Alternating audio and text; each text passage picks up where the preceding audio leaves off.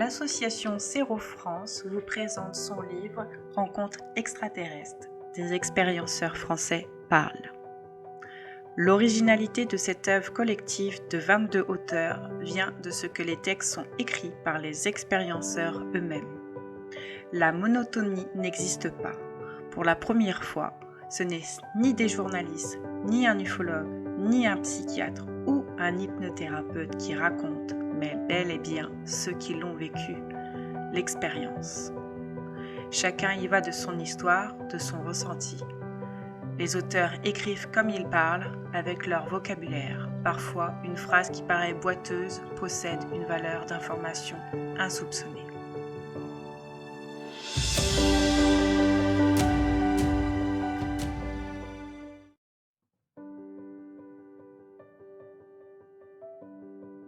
Extrait de Rencontres extraterrestres. Témoignage de Christophe, journal intime. Février 2015. Il fait nuit.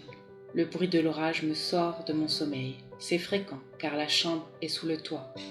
En général, j'apprécie ce moment qui me fait revivre cette sensation de protection sous la toile de tente. Dans le camping de mon enfance, l'orage se dessaigne. Je décide de me tourner pour replonger dans mes songes. Mais là, il y a un hic. Je suis totalement paralysée. Impossible de bouger. Je vois, je respire, je suis conscient. J'entends la pluie ainsi que le tonnerre. Mais sacré nom de nom, que se passe-t-il? Je devrais être pris de panique, mais non, je reste calme. Puis, en une fraction de seconde, je me retrouve dans un tout autre décor.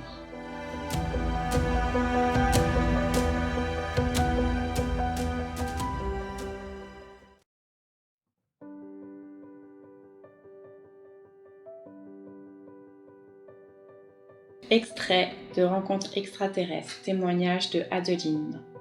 La tête dans les étoiles.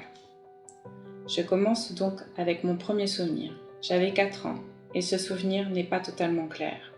Néanmoins, je vois un personnage flou qui me regarde, c'est la nuit et tout le monde dort dans l'appartement. Ce personnage est entouré d'un nuage doré et orangé. Il a de grands yeux noirs en amande. Il avance vers moi. Et pour le moment, je n'ai pas peur. C'est à ce moment-là qu'il me prend le bras. Je ressens alors une sorte de courant électrique dans tout mon corps. Cela n'a rien à voir avec un choc électrique, mais ensuite plus rien. C'est-à-dire aucun souvenir. Mais je me réveille angoissée. C'est le début de mes terreurs nocturnes. Malgré cela, je n'en parle ni à mes parents, ni à ma sœur, jusqu'à l'âge de 14 ans environ. Je me couchais emmitouflée dans mes draps contre le mur, comme un animal apeuré. Je m'endormais la peur au ventre dès que je ressentais le phénomène.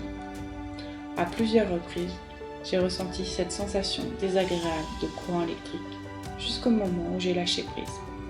Je n'en ai jamais parlé de cette erreur nocturne, ou peut-être une fois, à une amie vers l'âge de 18 ans.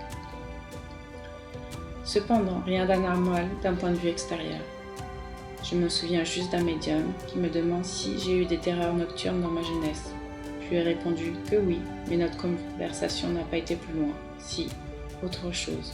Il m'a dit que mes origines n'étaient pas d'ici, sans plus de précision.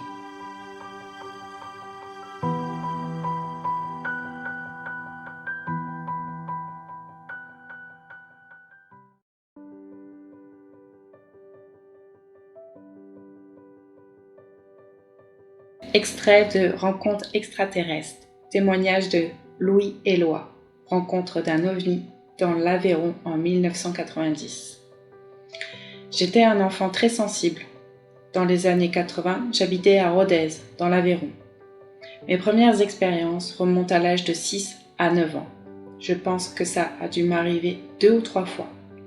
Au moment de me coucher, il monte comme une angoisse. Je ne pense pas être paralysée, mais tétanisée. Quelque chose me terrorise. Ensuite, j'entends un son très fort, un son horrible dans ma tête, que je définis comme 2 énergies simultanées dans des vibrations inversées. Un bourdonnement circulaire qui va crescendo et qui provoque une tétanie musculaire. C'est super violent. J'ai l'impression que je vais mourir. Le fait d'en parler fait remonter des émotions.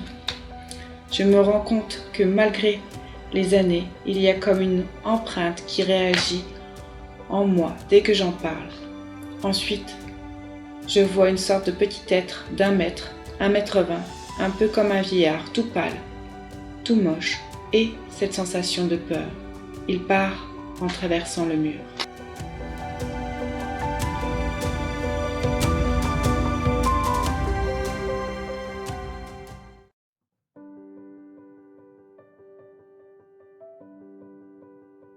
Extrait de Rencontres extraterrestres. Témoignage de Sandrine Fernandez, de l'expérience d'abduction à l'éveil de conscience. Le premier souvenir qui me vient en mémoire est cette lune énorme qui entre par la fenêtre de ma chambre d'enfant. J'ai moins de 3 ans. Puis, cet ami imaginaire qui me protégeait et me suivait partout et que j'appelais Boniface, selon ses indications. Celui-ci posait problème à mes parents, de sorte qu'ils m'emmenèrent consulter un psychiatre, qui les rassura sur mon état mental et leur conseilla de me faire une petite sœur pour combler ma solitude. J'avais 5 ans. Inutile de préciser que ma sœur ne m'a jamais éloignée de Boniface, mais à partir de ce moment, je résolus de ne plus jamais parler de lui à personne. Souvent, la nuit, à cette époque, dans un demi-sommeil, je sentais le drap glisser sur moi, sans pouvoir avoir précisément qui le retirait. Un fort sentiment de présence dans ma chambre accompagnait cette expérience.